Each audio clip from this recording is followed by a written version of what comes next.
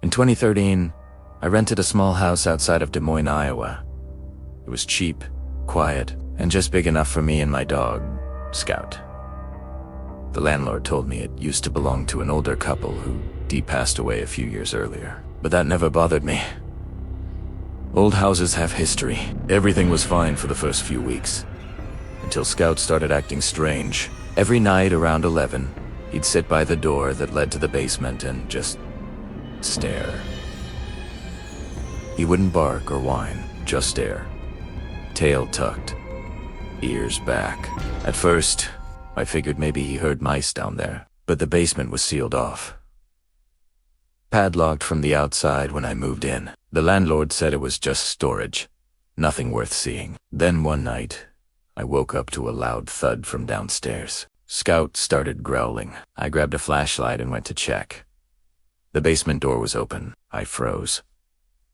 I knew for a fact it had been locked earlier that evening. I aimed the flashlight down the stairs. The beam hit the concrete floor.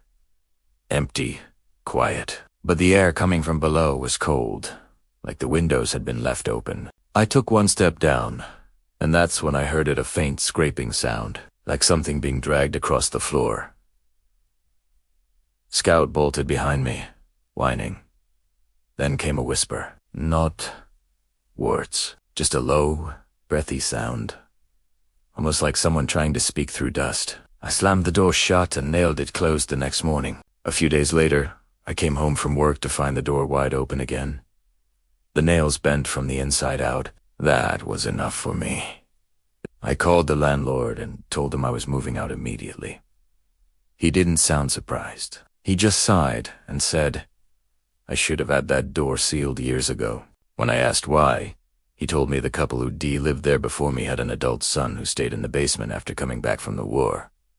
One night, he just stopped coming upstairs. When they finally went down to check on him, the door was locked from the inside. They had to break it open, but the basement was empty, except for a single chair sitting in the middle of the floor. I left that night and never went back. A few months later, I drove past the house and saw new tenants had moved in, a couple with a little boy.